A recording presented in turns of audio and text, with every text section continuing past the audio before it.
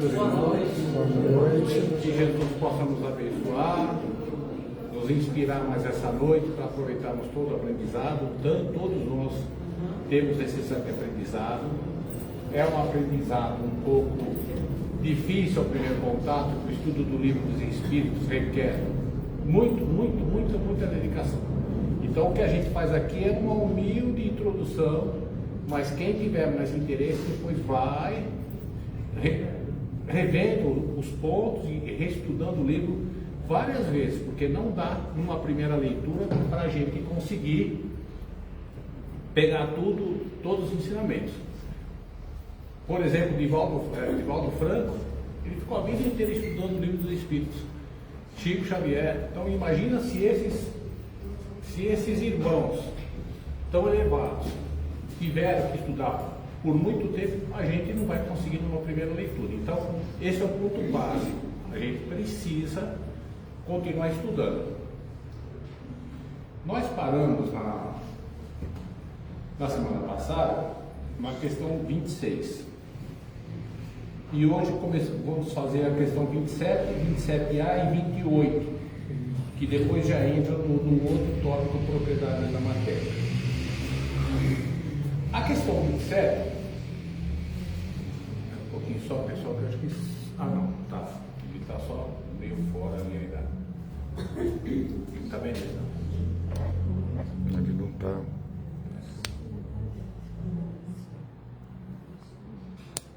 Acho que acompanhando. Agora vai. A questão 27 diz assim: então podemos dizer que existem dois elementos gerais no universo, a matéria e o espírito? E os espíritos respondem: sim, e acima de tudo Deus, o Criador, o responsável por todas as coisas. Deus, Espírito e matéria constituem o princípio de tudo que existe. É a tríade universal. Nós já falamos aqui no comecinho dos três elementos do universo: Deus, Espírito e matéria. Deus, Criador de tudo, e a matéria e o Espírito, criações de Deus. Porém, ao elemento material que eles falam aqui na matéria, é necessário adicionar o fluido cósmico universal, que desempenha o papel de intermediário entre o espírito e a matéria propriamente dita. O fluido cósmico universal é o princípio de toda a criação material, de toda a matéria. É ele que forma as matérias através do quê? Da manipulação de espíritos superiores. E até nós, que a gente vai aprender mais para frente, que nós também podemos manipular o fluido cósmico universal conforme os pensamentos. A matéria é demasiado densa para que o espírito possa exercer sua ação sobre ela. Por isso que o fluido cósmico universal, que é o elemento primordial para a formação da matéria, ele também serve de intermediário para que o espírito haja sobre a matéria, para que o espírito haja sobre o nosso corpo físico. Porque do fluido cósmico universal é feito tanto a matéria do nosso corpo físico como o nosso perispírito, que é um elo de ligação entre matéria e espírito.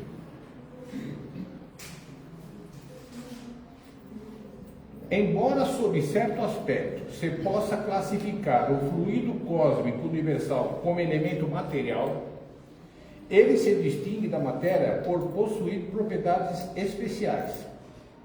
Se o fluido cósmico universal fosse realmente matéria, não haveria razão para que o espírito também não fosse. Porque, na verdade, a gente vai ver mais para frente, o fluido cósmico é um fluido bem sutil, ele é a criação de Deus. Daí, com as infinitas transformações, é que se chega na matéria.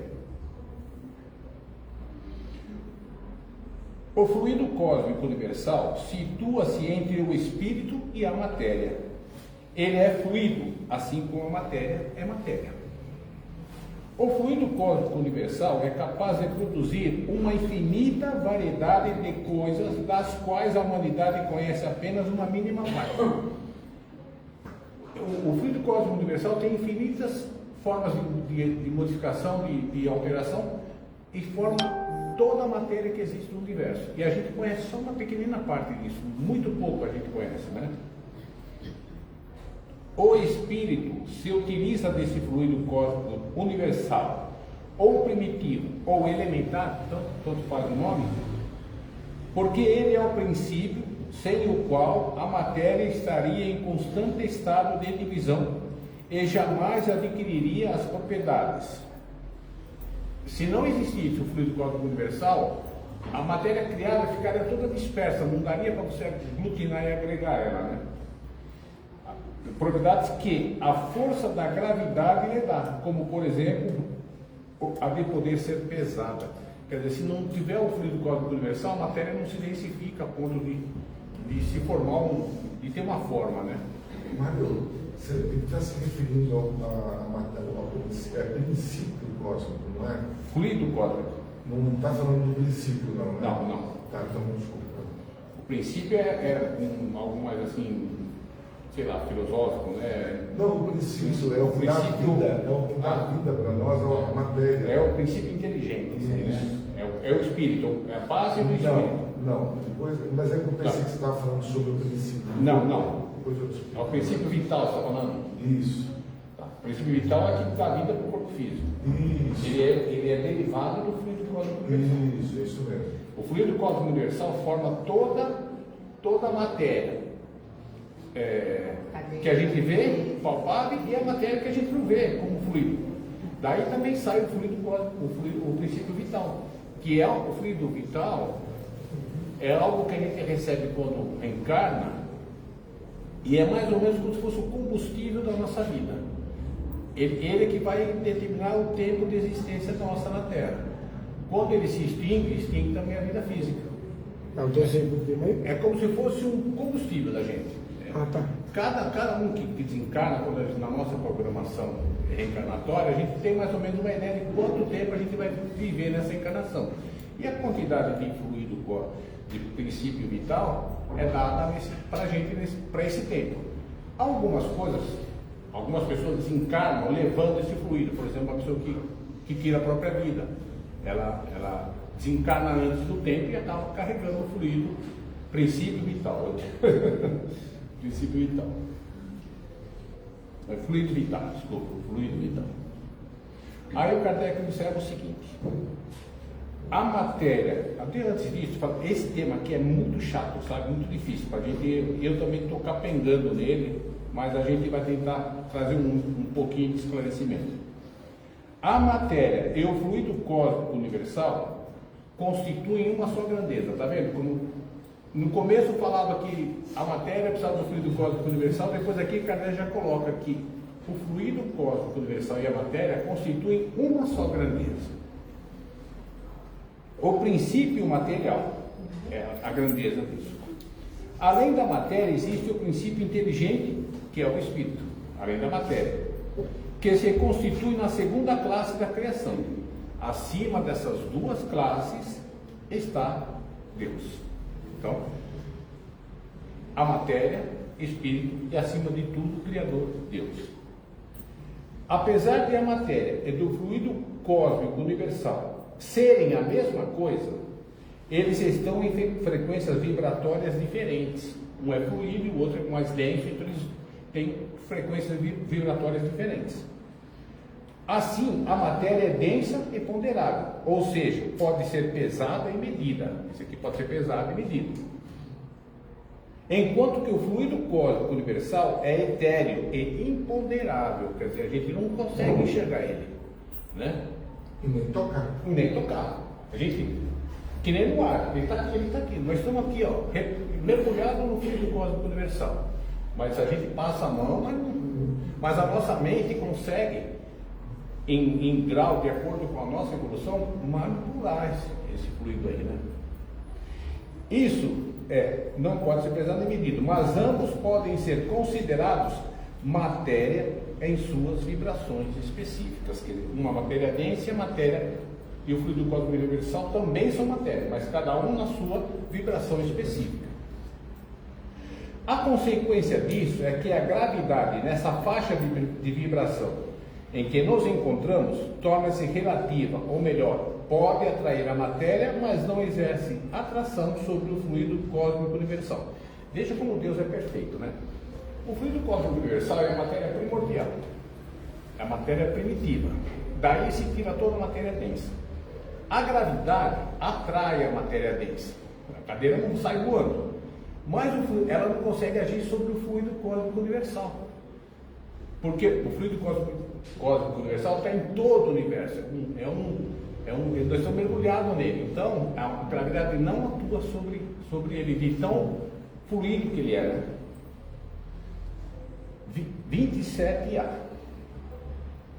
Seria o fluido cósmico universal aquilo que designamos pelo nome de eletricidade?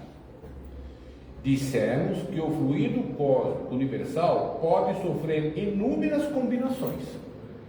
O que vocês chamam de fluido elétrico, fluido magnético, são modificações do fluido cósmico universal, que é, por assim dizer, matéria mais perfeita, mais sutil e que possui existência própria, ou seja, independente. A eletricidade, o magnetismo são modificações já do fluido cósmico universal, partem também do fluido cósmico universal, né? São matérias que no plano espiral são muito elementares, né? Mas aqui para nós é de uma importância capital, né? E também já são modificações. Então a eletricidade é uma modificação desse fluido cósmico universal que é criado por Deus. O fluido cósmico é uma energia ou é um fenômeno? É um fluido, não é exatamente energia. Ele é um fluido, ele é uma criação. Nós vamos ver aqui numa obra de André Luiz que ele fala, é o hálito de Deus. Deus cria um fluido que a gente não consegue ver, mas que existe, como existe o ar. Ele tem todos os elementos para se criar todo tipo de matéria, mas ele não é exatamente energia. Ele produz energia, ele é capaz de produzir energia. Energia também é uma subdivisão do fluido cósmico universal. Quando a gente recebe um passe na sala de passe, tem lá as vibrações do médium, dos espíritos, e esse fluido cósmico universal também joga energia. É a força. Gera também. Aí nós vamos fazer o 28 e depois nós vamos fazer uns comentários aí. Uma vez que o Espírito existe, não seria melhor designar esses dois componentes do universo, a matéria e o Espírito, pelas expressões matéria inerte e matéria inteligente, evitando assim mais confusões? Quer dizer, Kardec coloca assim, não seria melhor falar o que é matéria inerte e o que é Espírito é matéria inteligente? E aí, os Espíritos dão uma puxada de orelha nele. As palavras pouco nos importam. Cabe a vocês formular uma linguagem adequada ao seu próprio entendimento. As controvérsias surgem quase sempre pela diversidade de expressões. A linguagem terrena é incompleta para exprimir as coisas que os sentidos humanos não percebem. A gente está tentando falar sobre o fluido cósmico universal, a gente não percebe ele. Está difícil da gente entender o que é o fluido cósmico universal, então a gente fica especulando. É matéria, energia. É difícil para a gente compreender e criar um vocabulário para a gente definir uma coisa que a gente desconhece ainda. Eu estou pensando assim, é tipo um campo de força que protege a gente, a matéria. Pensa assim, é como se fosse uma atmosfera, assim, é difícil você dar nome para isso. É algo que existe e daí sai tudo. O que eu vou dizer? Uma água invisível. Não. O fluido, ele é um originário de Deus, né? Deus, quando criou o universo, os planetas, colocou para nós esse fluido que ele está em todos os lugares, né? Então ele coloca o fluido, ele dentro das características, ele pode ser material ou simplesmente fluídico. O fluídico é aquilo que está, por exemplo, quando a gente põe a água para fluidificar, nós não chamamos água fluidificada lá fora. O que acontece? A espiritualidade vai buscar na energia das florestas, do próprio universo, capta esse fluido que é compatível com o nosso ser, para depositar ali as situações mais, assim, mais puras para o nosso corpo físico. Dentre essas energias, existe, que ele colocou, a magnética, que se mistura com o quê? Com o fluido universal. A magnética é oriunda da matéria, que é nossa, dos homens. Então, o que a gente percebe? Que o fluido ele está em tudo. A formação dos espíritos é uma formação fluídica e nos leva a crer, inclusive, que Deus tem a mesma origem fluídica que é o do universo. Porque se está no planeta Terra, está no planeta Marte, está em outra galáxia, está em todos os lugares. Tá certo? Então, ele não é simplesmente uma energia. Ele é, assim, como ele falou, né? É o de Deus, é o hálito de Deus. É tipo áurea? Tipo uma áurea? Tipo uma áurea? Falta pra gente vocabulário. Eu queria saber palavra. Não dá pra gente. Não dá para entender. Não dá. É uma névoa invisível. Eu sei, não tem como falar. Esse fluido, ele tem peso. Quando a gente faz, por exemplo, aquelas projeções mentais, que a gente fala, não, positivismo, né, de você ficar melhor, você está jogando o seu verbo para o universo que está se misturando, que esse universo possui o fluido e ele te transforma, ele te retorna com boas energias. Que é a forma pensamento. Então, o nosso pensamento, ele é conduzido através do quê? Dos fluidos, dessa energia. Se eu, por exemplo, eu vou viajar e eu fico longe da minha esposa alguns dias, aí de noite eu chego no hotel lá, fico pensando nela, eu emito, através do fluido cósmico universal, ondas de força que chama forma pensamento, eu emito, e dependendo da sensibilidade dela, ela fala, puxa, eu vou ligar para o meu velho. Ela pensa que a ideia foi dela, atrai, mas o meu pensamento que chamou tipo ela. atração. A gente vê muito comum hoje já no mundo telepatia. E a telepatia é uma forma de pensamento onde as pessoas se conversam entre umas e outras. Através do fluido cósmico universal. Ele movimenta. Aqui eu vou adiantar para não atrasar, porque aqui o André Luiz vai explicar um pouquinho melhor. Mas antes precisamos ver o comentário do nosso querido Kardec. Um fato notório domina todas as teorias. Vemos matéria que não é inteligente e vemos um princípio inteligente, que é o espírito, que é independente da matéria. Então é matéria e espírito sempre, né?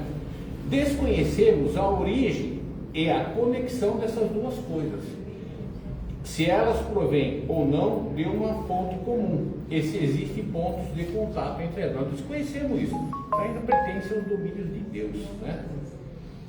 Desconhecemos também se a inteligência tem existência própria ou se ela é uma propriedade ou uma consequência, ou ainda, segundo a opinião de alguns, se ela é uma emanação da divindade, né? A inteligência. A matéria sem inteligência e o princípio inteligente se apresentam como coisas distintas. A matéria inerte e o princípio inteligente são coisas distintas. E é por isso que as admitimos como sendo as formadoras de dois princípios que construem o universo. A matéria inteligente e o princípio inteligente são duas coisas e por isso nós admitimos que isso forma todo o universo. Vemos acima de tudo isso uma inteligência que domina e governa todas as outras e que dela se distingue por atributos especiais. É a essa inteligência suprema que chamamos Deus. Então, o que Kardec quis dizer aqui é: existe a matéria inerte, que não tem inteligência, existe o princípio inteligente, que é o Espírito, e acima de tudo isso, Deus. Então, o universo tem Deus, Espírito e matéria. Esse é o resumo mais básico. Aí eu vou buscar lá no André Luiz.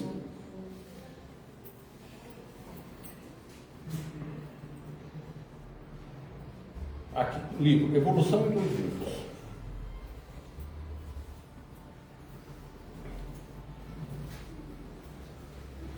define fluido cósmico universal como sendo o hálito de Deus, força plasmadora do universo. Tudo é plasmado através do fluido cósmico universal. Essa névoa que envolve o universo todo. E é interessante porque cada orbe, cada planeta tem o seu fluido cósmico universal adequado às condições desse planeta. Então o fluido cósmico universal original criado por Deus, ele já é modificado para cada planeta. Porque cada planeta tem as suas sutilezas, as suas necessidades próprias. Então, quando foi formado o nosso planeta Terra, Jesus pegou esse fluido cósmico universal, plasmou para formar o nosso planeta de acordo com as necessidades que ele já planejava para nós.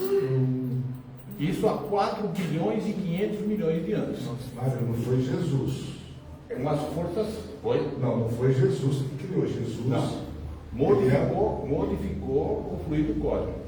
Então, senão faz confusão. Jesus é filho de Deus. Jesus. Certo? É um filho, como nós somos também. Sim. Ele foi um ser que foi criado por Deus.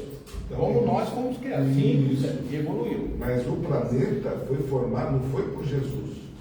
Foi Por forças espirituais, onde Jesus é um dos divinos governadores. Ele, por exemplo, existem vários planetas.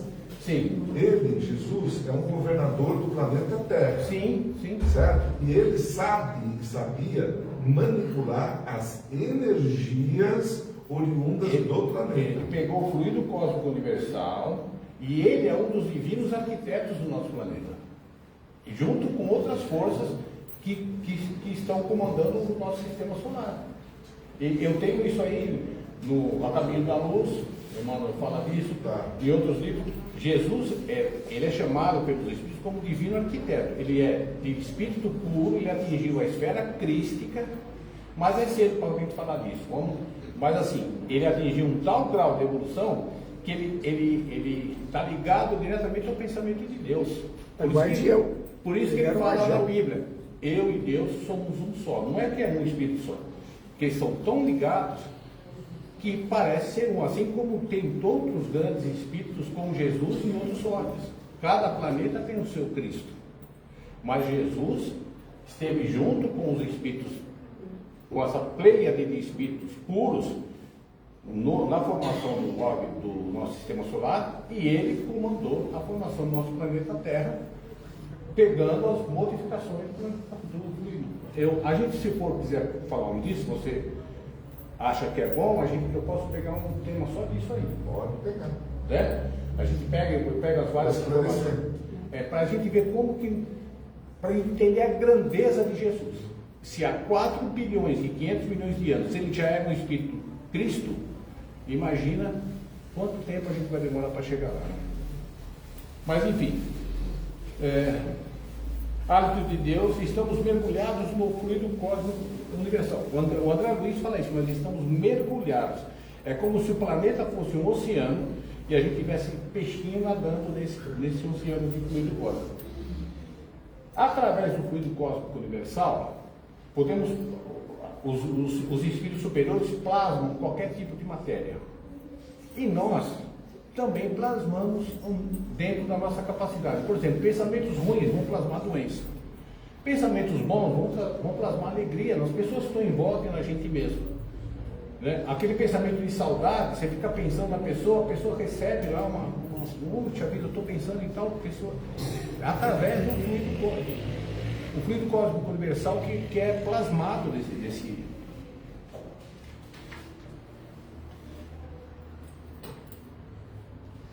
A ciência já define, já aceita que existe alguma coisa que eles não conseguem ver, mas que existe alguma coisa que está movimentando o cosmos, que está movimentando o universo. Olha que interessante. Eles chamam de éter cósmico, ou substância amorfa, ou matriz divina. Eles sabem que tem alguma coisa porque a física descobriu que o pensamento tem matéria. Da onde está essa matéria? Dessa matéria que a ciência está querendo pesquisar, mas a gente sabe que é o fluido cósmico universal. No livro A Ciência de Ficar Rico, de 1910, o Wallace de Wattles escreve: existe uma substância amorfa da qual todas as coisas são feitas e que, em seu estado original, permeia, penetra e preenche todos os interespaços do universo. Um cientista, em 1910, deu a definição exata do fluido cósmico universal. Ele permeia, ele entra em tudo que é cantinho do universo. Por isso que os benfeitores espirituais falam: não existe vácuo no universo, tem fluido cósmico universal. Pessoal, eu também estou aprendendo, eu também gaguejo, eu também erro, vocês me perdoem, mas aqui pelo menos fica uma provocação. Vamos buscar estudar um pouco mais, que a gente vai, sabe, de tanto a gente lê, a gente vai compreendendo melhor. E se você me permitir, então, a gente vai falar um pouco sobre a formação do nosso planeta. Você quer mais para frente, quer na próxima? Vamos continuar?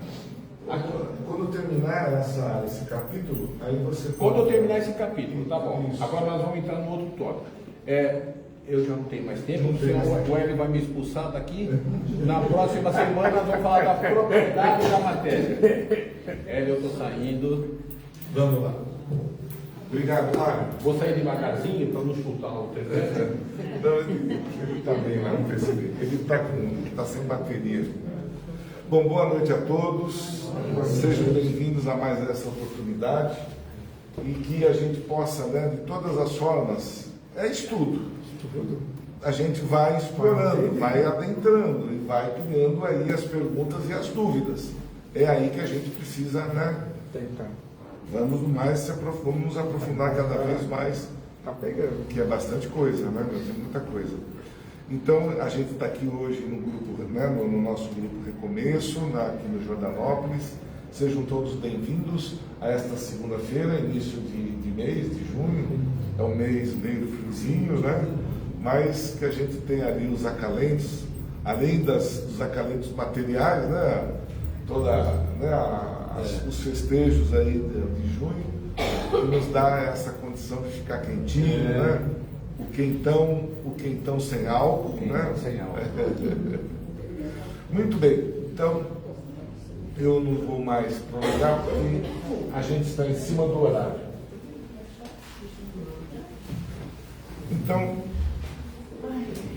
relaxando bem o nosso corpo físico, aquele coloca amoroso com Jesus, de agradecimento pela oportunidade que nós estamos tendo esta noite, de todos os pontos de esclarecimento, daqueles que nós vamos ter da palestra, dos passes, hoje em especial das transfusões, quem estão em tratamento, que todos nós possamos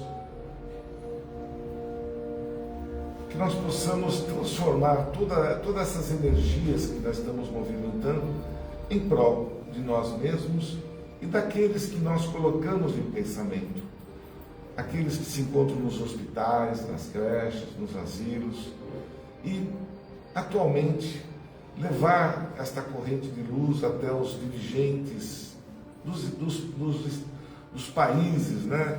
Para que, principalmente aqueles que se encontram em guerra, que possam se entender um com o outro, aprendam a perdoar, compreender e entender o quão é importante a gente respeitar a vida alheia, né? Então, que nossos sentimentos, a nossa luz, este momento, transforme todas estas energias que pairam em luz, as energias de bênçãos, energias de amor uns aos outros. E assim, de joelhos perante a Ti, Senhor, nós vos agradecemos com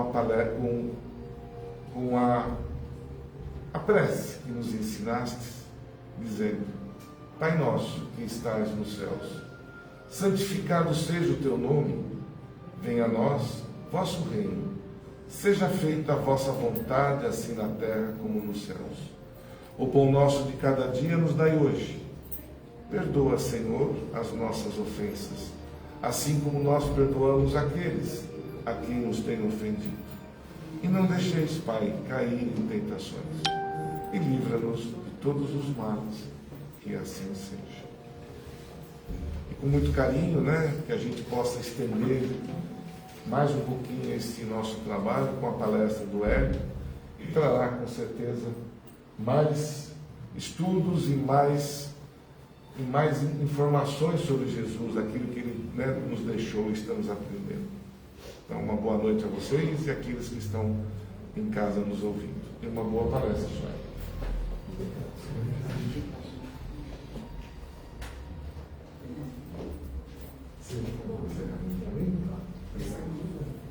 Tem o microfone que ficou com esse cidadão aqui.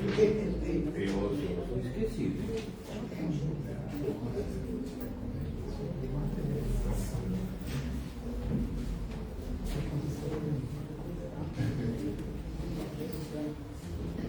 Boa noite a todos. Que a paz do Mestre Jesus esteja sempre conosco. E nosso irmão disse que está estudando sobre fluidos. Nós somos eterno aprendiz. Já reencarnamos quantas vezes? E por acaso ele estava falando sobre fluidos. Por acaso. E por acaso alguém aqui faz evangelho no lar? É sobre isso que nós vamos falar hoje. O tema da noite é Evangelho no lar. Até peguei uma indicação da casa que tem ali e eu trouxe as minhas, bati tudo em ordem diferente. Então já vou seguir a de vocês aqui do recomeço, porque se alguém quiser fazer, seria de bom grado que fizesse, já pode pegar ali na recepção esse panfleto. Alguém já tentou fazer evangelho no lar e teve problemas? Teve dificuldades? Então vocês estão olhando para uma pessoa que teve muita dificuldade. Até um dia, vocês conhecem uma pessoa chamada Chico Xavier? Falou para mim, você não precisa fazer evangelho no lar. Assim, a gente frequentava uma casa muito grande e, entre aspas, éramos obrigados a fazer o evangelho no lar. E ele disse, você tem dificuldade, primeiro porque nós temos muitas influências, segundo porque você não entendeu o que é o evangelho no lar. Aí ele explicou, muito simples, eu vou tentar trazer essa informação de mais de 30 anos atrás, claro que eu perdi um monte, e ele falou assim, evangelho no lar é assim, você escolhe e é o que está aqui. Você chega na sua casa e convida os familiares para fazer o evangelho com você. Se aceitarem, ótimo. Se disserem não, faça sozinho. E aí, Hélio, você vai me questionar. Ué, não tem validade. E aqui tem essa frase. Onde estiver 2 ou 3 pessoas reunidas em meu nome, Jesus dizendo, aí estarei em meio deles. E aí você vai me perguntar, mas vou estar sozinho, então não vou fazer, ué. Ele falou, não lê do engano. Para estar sozinho está você, o teu mentor, o mentor do teu lar. E nós vamos ver aqui no roteiro que a gente escolhe um dia e um horário. Por que a gente escolhe um dia e um horário? Porque é um compromisso com a espiritualidade. Se eu convidar você para ir em casa tomar um café, é de bom grado que eu esteja em casa. Não, vai ser uma falta de educação enorme. Mas nós fazemos isso com a espiritualidade. A gente marca um dia, marca um horário e esquece. E recebe visita. E o telefone toca. E vou no cinema assistir Michael Jackson. Não é? Não. Compromisso é compromisso. Então, nós somos os mal educados de não cumprirmos com aquilo que nós nos comprometemos. Porque a espiritualidade vai estar lá. 1, 2, 3. E aí desiste, né? Desiste da gente. E toda vez que a gente começa a implantar o evangelho no nosso lar e desiste por algum motivo, e depois de alguns meses, Vão implantar de novo, a dificuldade é maior. Quando a gente começa a fazer evangelho no lar, é ótimo. Melhorar o nosso lar. Mas a princípio pode piorar. Pode ficar mais difícil. Por quê? Porque tem o Hélio e a minha turma espiritual. Como tem vocês, guardaram a exceção. A turma dele é maior, tá? O presidente de casa espírita, os amiguinhos são louquinhos para pegar. Brincadeira. Mas temos todos nós e as nossas turmas espirituais. E essa turma espiritual não quer que a gente faça o evangelho no lar. Porque nada melhor para a gente se melhorar um pouquinho do que melhorar a sintonia do nosso lar. E eles não querem por quê? Porque eles são só desencarnados, mas continuam sendo mente pensantes. E eles vão pensar mais ou menos assim: poxa, se o Hélio conseguir implantar o evangelho no lar, eu tenho duas saídas. Ou vou assistir e me melhorar no evangelho do lar dele, eu vou embora. Tira o cavalinho da chuva, gente. Dificilmente eles vão nos deixar. Eles vão embora. Porque nós não temos a ideia da dificuldade que eles têm de arrumar outro Hélio, de arrumar outro Aidar. Então eles tentam, eles são só desencarnados, são inteligentes.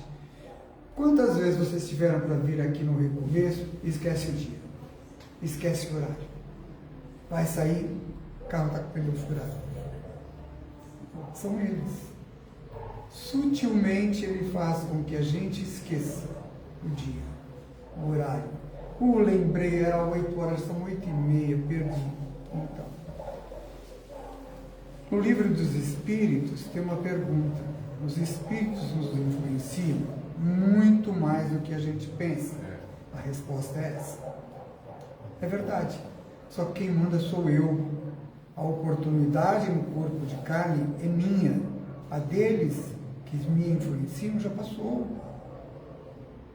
É mostrar que quem manda sou eu. E aí eles decidem. Porque quando eu começo a fazer o evangelho lá, eu estou mexendo com algumas energias ruins, às vezes, do nosso lar. Aquele que tem visão vai ver as paredes correndo aquela coisa preta, aquela gosma preta, que vai se limpando com o passar do tempo. Não é começar a fazer evangelho no lar e daqui uma semana falar assim: uai, vocês são mentirosos, porque as coisas estão piorando para mim, e vão piorar mesmo, até a gente limpar tudo. Aí o nosso lar vai ser uma referência para a espiritualidade. É uma luz que se acende. Chico já dizia: nossa casa é pequena, né? Posso falar nossa casa? Pequena, né? Que bom. Ele sempre disse que era melhor 1000 pontos de luz, 1000 centros espíritas pequenos, do que um enorme, que iluminaria muito mais do que um holofote. E a gente vê nada contra os pequenos, gente. Eu vim numa casa onde tinham 1000 pessoas na plateia nos evangelhos de segunda-feira. Então, nada contra. Mas a casa pequena te dá mais oportunidade de aprender e aprender para você mesmo e aplicar em você. Aí a gente chega em casa e convida. Vamos começar a fazer evangelho lá. Quer fazer comigo? Não. Bem, quero. Ótimo. E vamos fazer. E começamos o evangelho no lar marcando um dia. Porque nesse dia que nós marcamos, que nós podemos fazer, não é a espiritualidade que marca. Eu vou marcar o dia que eu quero, que eu posso, a hora que eu quero, que eu posso. E a espiritualidade nesse dia mantém uma equipe de benfeitores no nosso lar, promovendo a higienização da nossa casa, retirando dali mágoas, ressentimentos, miasmas. E nosso lar vai ficando totalmente higienizado com a presença dos divinos mensageiros de Jesus, que é essa equipe que é direcionada para o nosso lar. Mas é de bom grado que eu faça. E não insista com ninguém para fazer. Aqui eu não vou nem seguir a ordem, tá? Tem que ter uma jarra de água fluidificada. Eu não quero uma jarra. Coloca copinhos, não tem problema. A jarra é mais prática, até se sobrar água, pode colocar no feijão, né? Chega uma visita, coloca um pouquinho mais de água no feijão. Não tem problema da quantidade. Fazemos uma prece simples. Pode fazer o Pai Nosso. Muita gente diz, mas o Pai Nosso decorado, faz pensando na beleza das palavras. O Pai Nosso quem nos deixou foi Jesus, está no Evangelho de Mateus. Isso não tem preço. O que não dá para a gente fazer é um Pai Nosso que a gente começa assim. Pai Nosso que estás no céu, nossa, esqueci, igual. Pô, gente, tem validade não. Eu não estou fazendo algo que vem do meu coração. Eu não estou pensando nas belezas das palavras que aquela prece quer dizer. Conversa com Deus. Fala com Deus. Vou falar com Deus o quê? Ele sabe tudo da minha vida. Até o que a gente ainda não aconteceu, Ele sabe. Mas quando eu falo com alguém, supondo-se que Deus seja alguém, a gente tem que pensar um pouquinho. E quando eu penso, eu não durmo. Aí eu não vou, porque a gente deixa fazer o evangelho na hora de dormir, né? Ainda deita. Claro que não vai fazer direito. Né? Claro que não vai fazer a prece dele. Mas quando eu converso com alguém, eu penso. E para pensar, eu não durmo. Mas eu vou falar dos meus problemas, então. Ele sabe todos. Até o que nós não tivemos ainda. Mas demonstra a minha pequenez perante essa força tão grande. E quando eu falo dos meus problemas, eu mostro para ele que muitas vezes nós estamos desesperados pelos nossos problemas e não vemos saída. E quando fazemos o evangelho no lar e vamos dormir, primeiro a gente dorme melhor, né? A gente é intuído, às vezes, a resolver esses problemas. Nosso lar começa a se modificar, as energias começam a ficar tão sutil que é assim. Eu quero modificar o vaidade, brincadeira, tá, gente? Eu quero modificar alguma coisa no outro que me incomoda. E a gente não modifica ninguém. A gente tem uma dificuldade grande de nos modificar. Mas o dia que eu começo a fazer evangelho no lar, começo a ter uma regra de conduta na minha vida diferente, aquela pessoa que eu quero modificar vai pensar mais ou menos assim: nossa, o Hélio está indo lá no recomeço e se melhorou tanto, e eu sou melhor que ele. A gente sempre acha que é melhor que o outro, só que não. Se eu começar a ir no recomeço, eu vou virar um anjo. Vem. Aí ele vai ver as dificuldades para se melhorar. Jesus nos criou, Deus nos criou, simples e ignorante rumo à angelitude, promessa de Deus, que um dia nós vamos ser anjos. Não é porque vocês são mais bonitos que eu, de jeito nenhum. É através dos nossos próprios esforços. Por isso que nosso irmão disse: eu estou estudando junto com vocês. Eu sempre fui ateu. Há mais de 30 anos que não sou. Mas eu tive uma dificuldade muito grande em assumir que Deus existe. Então, para mim é muito claro.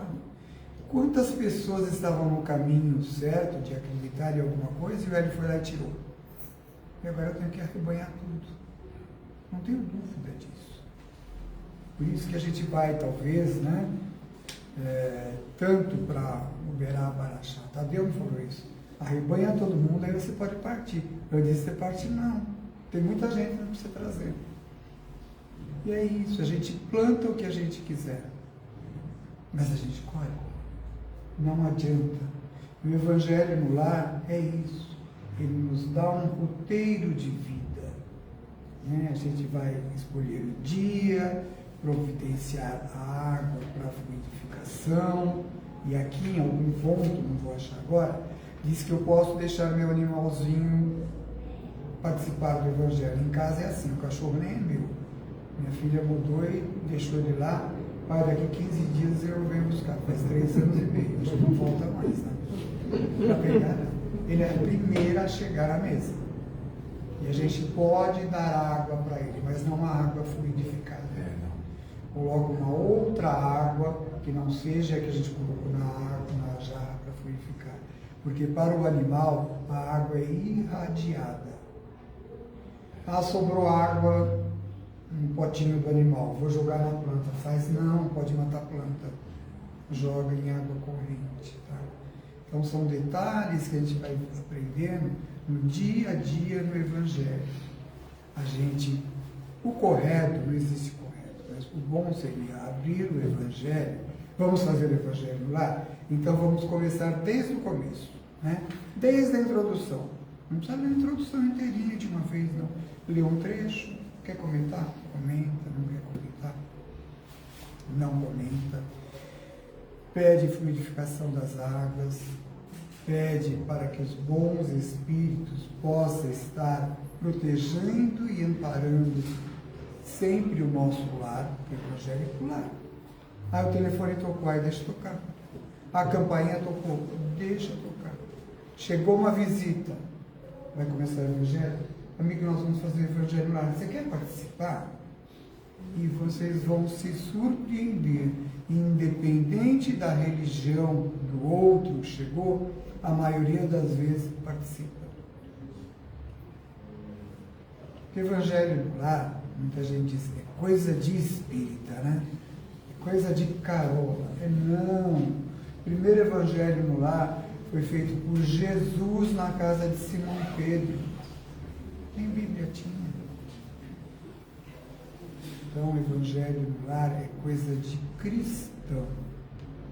Nós que aqui estamos, somos espíritas, como meu neto diz, fala para todo mundo. Qual a tua religião? Eu sou espírita kardecista cristão. Não sei onde que ele juntou. Mas ele ouviu uma aqui, outra aqui, está certo. É espírita cristão. Porque religião, gente, não é coisa de Deus. Já está na hora da gente tirar um pouquinho o véu da ignorância. E o Espiritismo nos dá toda essa condição. Religião é coisa de homem. Ou Jesus, quando esteve aqui, virou para a idade e falou assim, seja espírita, seja católico, seja evangélico. Não. Ele só pediu que a gente fosse cristão, que amasse o outro como a nós mesmos. Aí começaram isso aqui. Aí não sabe nem se amar, como a gente vai amar o outro. Mas é necessário que a gente aprenda a se amar, a se perdoar, para poder amar o outro. Né?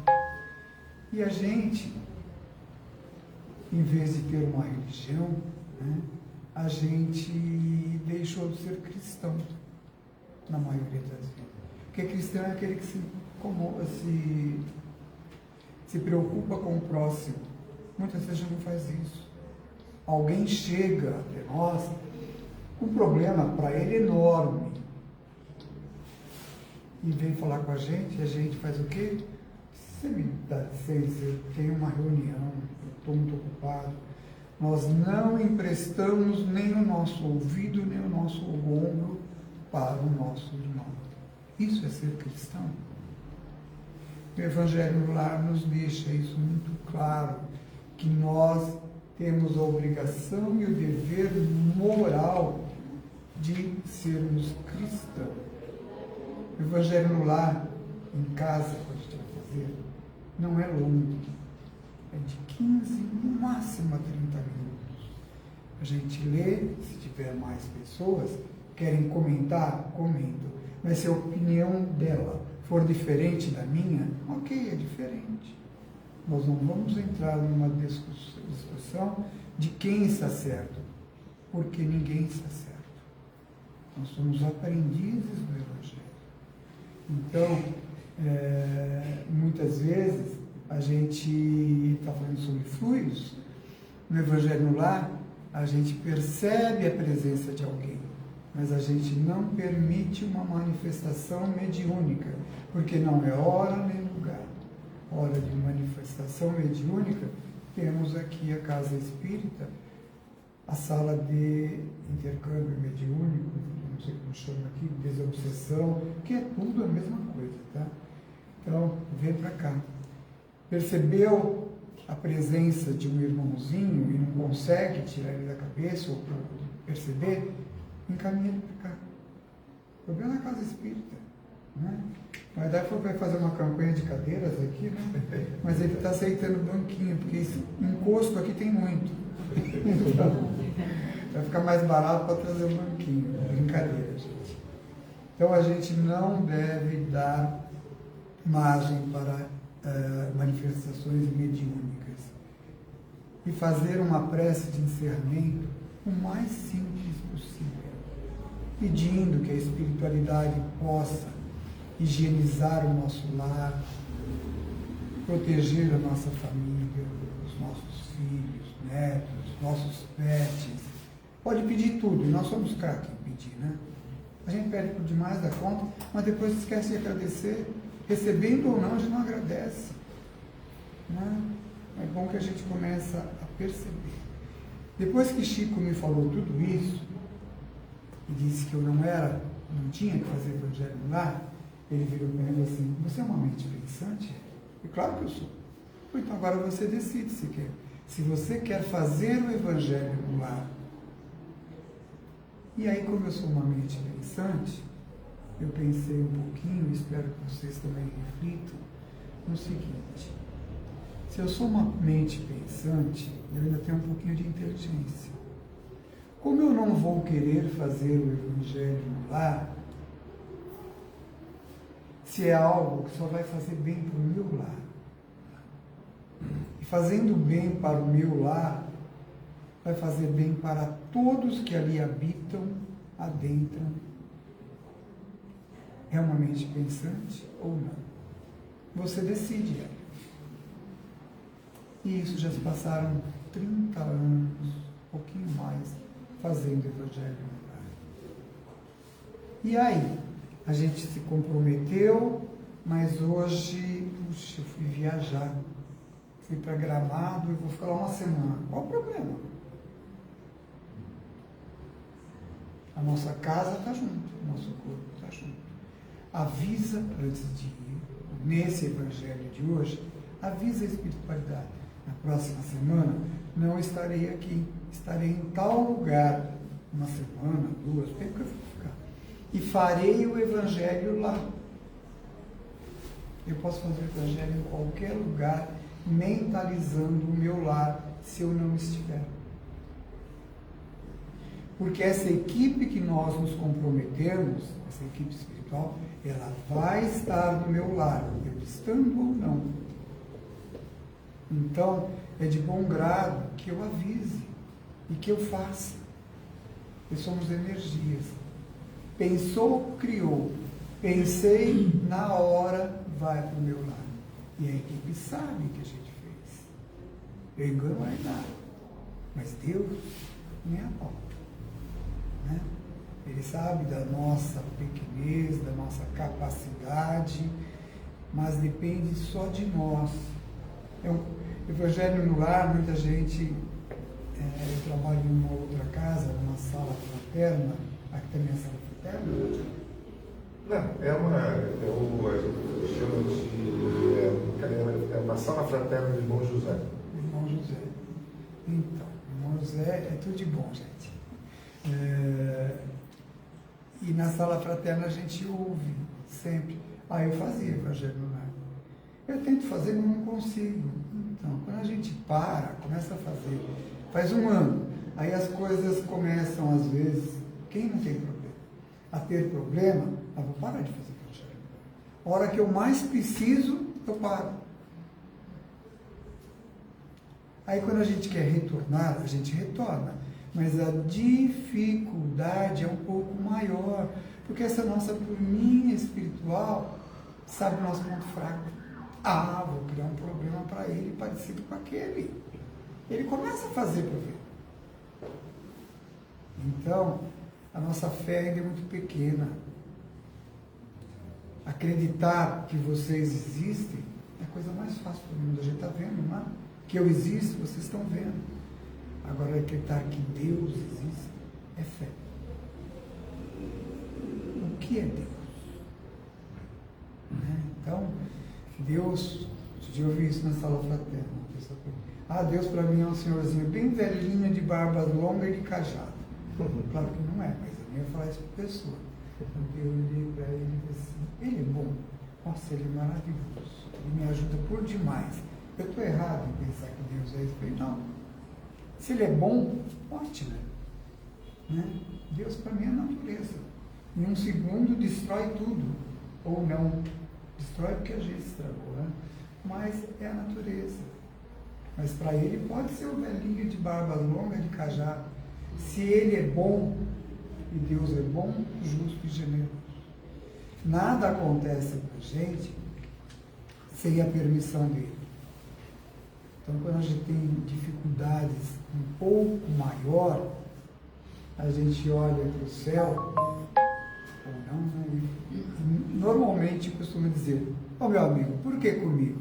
Quem já não fez isso? Hoje mesmo, tenho certeza que alguém fez. E quando a nossa consciência se amplia um pouquinho, ela desperta um pouquinho, é assim. Quando eu penso isso, eu estou desejando mal para alguém. Como assim? Quando eu olho para o universo e questiono, por que comigo? E a minha consciência se amplia um pouquinho, em sã consciência eu estou perguntando para Deus, por que não com ele? Viu como a gente deseja mal para o outro em pensamento, sem nem perceber? Se aconteceu comigo, é porque eu merecia de alguma forma, eu fiz alguma coisa errada. Eu plantei abacate, estou querendo colher maçã.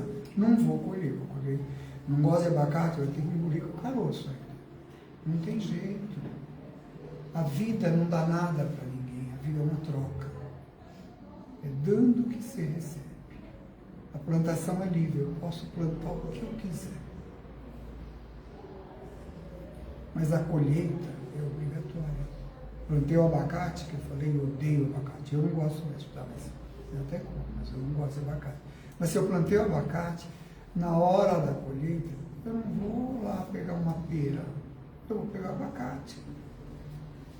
Então a colheita nossa é obrigatória. Aquilo que a gente planta, aquilo que a gente deseja ao outro, em atitude, em pensamento, quando a gente verbaliza, é pior ainda. Vai voltar para nós. Porque o ego não é essa massa que está aqui, nem vocês. Nós somos só energia. E quando a gente pensa bem ou mal do outro, a gente joga essa energia para o universo, que é uma energia maior. E o universo vai direcionar ao outro. Mas por uma lei da Terra, isso vai retornar para mim numa intensidade muito maior. Só por saber disso, já é de bom grado que a gente não pense mal e não deseje mal para ninguém. Que a gente encontra tudo no Evangelho. Mas mal não é uma criação de Deus. O mal é uma criação nossa. Um homem que criou o mal. A gente fala do homem do garfinho, para não falar o nome, é um anjo decaído. Uma inteligência muito grande, mas se compraz no mal. Vamos ter como meta Jesus, que já é tão difícil. Jesus é tão bom, tão justo, tão generoso, que eu vou falar por mim. Mas eu tenho certeza que é para nós. Jesus não desiste da gente nem a pau. Ele está comigo o tempo todo da minha existência. Desde que eu nasci, Jesus está aqui grudadinho comigo. O problema maior é que na maioria das vezes, na maioria das minhas dificuldades, eu vou estar com Jesus. Mas na maioria da minha existência, eu nunca estou com Jesus. Eu só lembro de Jesus nos meus momentos difíceis. E ainda muitas vezes peço, faço promessa, faço o que eu quiser. E depois nem agradeço. Nós somos assim, ainda somos assim. Eu melhorei um pouquinho, mas ainda somos assim. Temos muito que nos melhorar. existe alguma pessoa que não pode duvidar da vida após a vida, sou eu, mas que sempre duvidou de Deus. Imagina então na vida após a morte. Mas eu já até falei para ele, pergunta para um amigo nosso em comum sobre materialização. E ele vai ficar de boca aberta, como eu fiquei anestesiado na semana. Que Jesus possa continuar nos abençoando hoje e sempre e mostrando para nós que nós não temos mesmo que fazer evangelho no lar, que nem Chico disse, mas que depois que a gente sabe o que é o evangelho no lar, seria de bom grado que a gente fizesse, para que o nosso lar comece a se melhorar, para que a gente comece a se melhorar e o mundo todo comece devagarzinho a se melhorar, para que a gente possa promover essa tão esperada classificação dos mundos e a gente passar de provas e expiações para a regeneração. Porque só começou a regeneração. Enquanto não completar essa regeneração, o planeta Terra não está regenerado. Que a paz de Jesus nos abençoe hoje e sempre. Gratidão.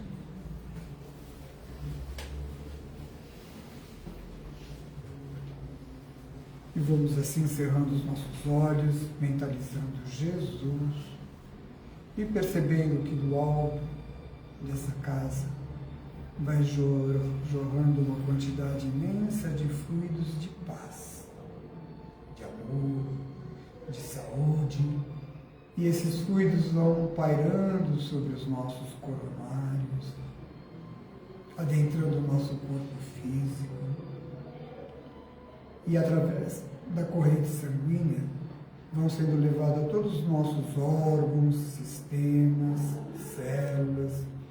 E vamos assim, Mestre Jesus, nos sentindo totalmente renovados através do seu amor. E nesse instante em que médicos e enfermeiros da espiritualidade vai se aproximando de cada um que se encontra aqui nesse salão. Vamos mentalizar aquele órgão mais necessitado, o problema que mais nos aflige, rogando a Deus, nosso Pai, a Jesus, nosso Mestre, pela nossa cura. Mas, Senhor, se não for possível ainda a cura do corpo físico, que possamos ser curados em nosso perispírito.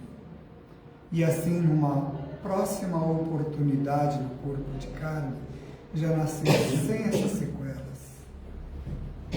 E aproveitando essa espiritualidade que aqui se encontra, vamos de mãos dadas com eles, de encontro aos nossos lares, adentrando a nossa casa pela porta principal, percebendo que essa equipe da espiritualidade vai promovendo a higienização do nosso lar, retirando dali mágoas, ressentimentos, miasmas, e vamos percebendo que o nosso lar vai ficando totalmente higienizado com a presença dos divinos mensageiros de Jesus. E vamos também mentalizar todos os nossos familiares envoltos na luz de Jesus.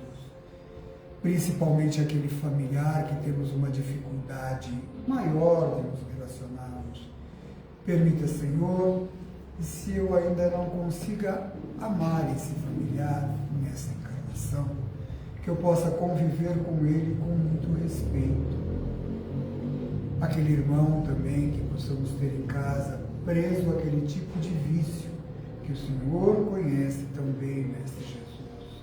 Proteja-o, ampare, para que ele possa sair vitorioso dele mesmo. E de retorno aqui à nossa casa de oração, vamos mentalizar as águas que trouxemos para fluidificar, as águas que vamos tomar após a nossa assistência espiritual, todas as águas existentes aqui no recomeço, percebendo que a espiritualidade vai colocando o remédio necessário a cada um de nós, que ao tomá-la, Senhor, possamos nos renovar através do Teu amor. Ó Deus grande e glorioso, que ilumina as fraquezas do meu coração. Dá-me uma fé reta, uma esperança certa, uma caridade perfeita e uma humildade profunda. Dá-me, Senhor, o justo discernimento para cumprir tua santa e verdadeira vontade. Que assim seja, graças a Deus, graças a Jesus. Gratidão pela atenção e pela paciência, Jesus.